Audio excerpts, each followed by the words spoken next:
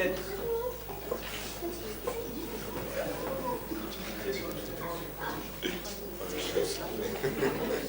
Faut-il être à la masse pour rester neutre dans le conflit israélo-palestinien? Quand tu veux, tu disposes de 8 minutes.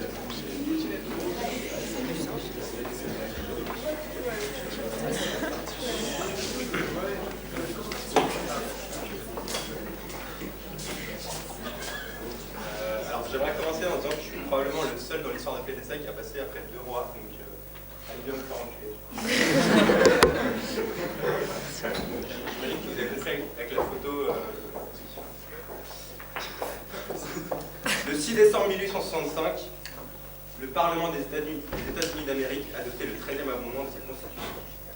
L'esclavage était officiellement aboli après 3 années de guerre civile. Alors, je ne vais pas du tout vous parler de ça.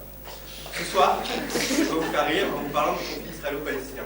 Sujet propice à la déconnade, s'il en est. Alors, moi, je pense que j'ai autant de chances de vous faire rire avec ce sujet qu'en complimant, je sais pas, le viol d'un bébé léopard par un chamois qui manquerait une note. Mais moi, je pense que je peux me féliciter d'avoir traité ce sujet sans être vulgaire et sans avoir été antisémite. Ah si, ça part. Alors, c'est pas évident de vous faire réaction, donc je vais vous demander de bien vouloir collaborer. Alors, j'aimerais commencer avec une petite incohérence de l'histoire. Je ne sais pas si vous avez des notions de géographie, peut-être vous. Est-ce que vous savez où est Israël? Parce que les Britanniques sont quand même bien foutus de leur gueule, quoi. Ils leur ont donné une terre en Asie. Israël, nazi, enfin... c'est pas possible. Bon, alors là, c'était très drôle, j'ai une l'histoire. 1897, Theodore Herzl fonde le mouvement sioniste. L'idée de créer un centre spirituel peuplé par les Juifs. Personnier. En 1907, Lord Balfour, ministre britannique des Affaires étrangères, prend des positions en faveur de l'établissement d'un collège juif en Palestine dans cette nouvelle déclaration.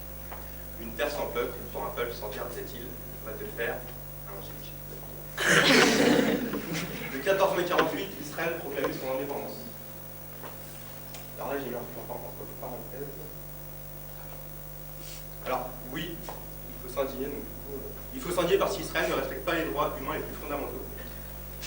Par exemple, Israël était un farouche soutien de l'Afrique du Sud à l'époque où là-bas, tout le monde était raciste, apartheid peut-être. Aujourd'hui encore, d'ailleurs, les Blancs sont peut-être un peu au-dessus des lois. Alors, peut-être connaissez-vous Oscar Pistorius. Alors cet homme a tué ma femme. Pourtant, je suis sûr qu'il ne mettra jamais les pieds en prison.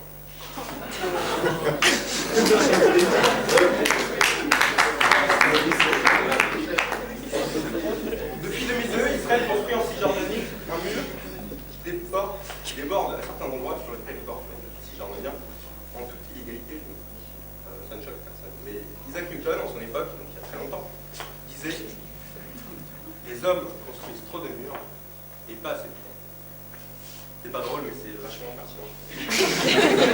3 siècles plus tard, on est toujours là. Alors, si Israël peut agir ainsi sans problème, c'est parce que ce pays a un ange gardien. Les États-Unis, pour l'impérialisme. Alors, certes, il y a eu des accords d'Oslo en 1993 où Hitler a eu un rôle important. Mais quand un journaliste a dit au président qu'il pensait que le conflit allait se résoudre après la poignée de main entre Yitzhak Rabin et Yasser Arafat, Hillary Clinton. Il a même ajouté, c'est ce que tu crois, Gamé, c'est ce que tu crois, quoi. Ah, c'est ma meilleure blague. C'est ce que tu crois, gars, mais c'est plus compliqué que ça. À l'inverse, les plus royalistes que le roi. Quand le Hamas, qui est un mouvement composé d'une branche politique, qui est une branche armée, à ne pas confondre avec le Houmous, qui est une sorte.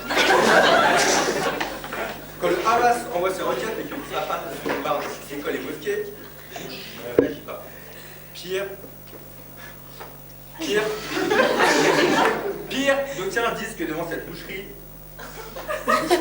Mais moi, ça me fait pas rire, ça me rend Mossad. Alors, je reviens à ma deuxième partie, où on disait cette projection américaine dans cette histoire, on ne peut pas trouver grand-chose. Israël se vantait d'être la seule démocratie du Proche-Orient, et c'était plus le cas depuis le printemps arabe.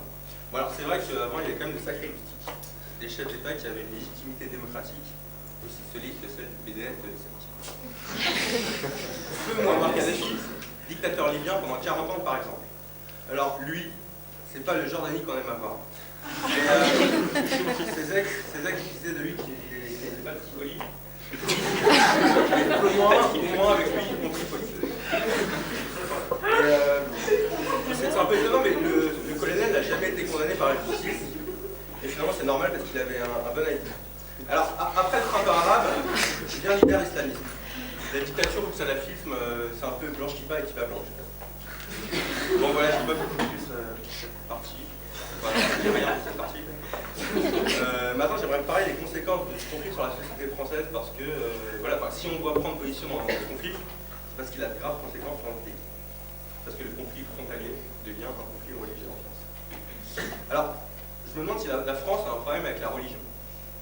Quand je dis la France, bien sûr, je n'inclus pas l'Alsace-Moselle qui n'est pas en France. Mais c'est une vraie question, vivons-nous dans un pays antisémite et ou islamophobe? Alors, un pays antisémite, non. Antisioniste peut-être, mais les deux notions sont complètement indépendantes. On peut être juif et antisioniste, on peut être antisémite et sioniste, on peut être petit et jouer au basket, enfin tout est possible. Le problème est que beaucoup d'intellectuels juifs confondent les deux et refusent la distinction. Bouba et Mikhail Youn sont les plus virulents. Mais Bernard-Henri Lévy n'y va pas de main morte non plus. C'est vrai qu'il a des rôles de référence à défaut d'être lui-même drôle ou une référence. À ce propos, Nicolas Bedos disait avec une jolie ironie: je suis tellement con que je n'ai pas saisi cette notion très subtile selon laquelle s'indigner devant une politique honteuse, c'est de faire du mal à tous les juifs de la planète. Tout comme il était possible d'haïr la politique étrangère de George W. Bush, ça n'a rien à voir entre le peuple des États-Unis, il est possible de vomir la politique colonialiste et ségrégationniste que mène Benjamin Netanyahu, ça n'a rien à voir avec le peuple contre le peuple. Alors, bon, ça c'est extrêmement important, j'insiste dessus, même si je suis sûr que vous avez déjà tous oublié ce que je viens de dire. Donc non, la France n'est pas un pays antisémite, c'est plutôt avec l'islam qu'il y a un problème. En France, on peut dire à la télévision qu'on est islamophobe sans problème. Enfin, Véronique Jeunesse l'a fait. Voilà. L'islam fait donc peur. C'est la faute au vocabulaire qui est utilisé dans les médias qui donne lieu. J'ai un peu la gorge sèche.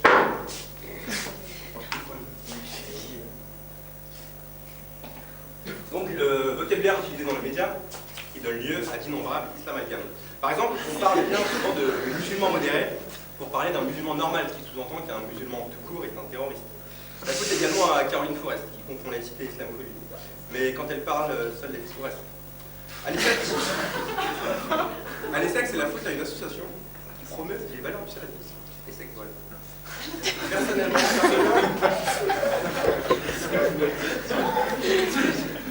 Personnellement, je pense qu'il est temps d'arrêter de se mosquer des musulmans. Parce que même s'ils n'en mangent pas, ce sont des jambons. Alors par contre, je trouve que c'est assez limite que le 11 septembre soit venu pour un jour férié. Mais franchement, voilà. Alors j'aimerais finir sur un éloge de l'indignation. La France a eu la tristesse de Stéphane Hessel il y a un mois. Alors pour lui rendre hommage, pour rendre hommage à M. Hessel, tous en Marcel. Ouais. Alors, certains avaient un avis négatif sur ce personnage, mais moi je trouve qu'il y a certains avaient un avis négatif sur ce personnage. Je trouve qu'un tel avis est assez déconcertant. S'indigner, c'est sortir de l'inertie intellectuelle qu'on nous impose, notamment à l'ESSEC, surtout à l'ESSEC. L'indignation nous donne la force de nous battre pour des causes que nous trouvons justes, et je parle ici de la vraie indignation, pas de celle qu'on ressent, il n'y a pas de preuve que je dis que le pouvoir de contrôle nous garde 5 minutes de plus que prévu. Alors non, il ne faut pas rester neutre sur le conflit israélo-palestinien, car être neutre face à l'injustice, c'est cautionner l'injustice. Et il ne faut pas être neutre, pour autant il faut rester objectif pour qu'on traite ce sujet et ne pas se laisser abouiller par ses émotions. Je conclurai en citant Albert Einstein, qui est juif, donc antisémite. Le monde est dangereux à vivre, non pas tant à cause de ceux qui font le mal, mais à cause de ceux qui regardent et laissent faire. Merci.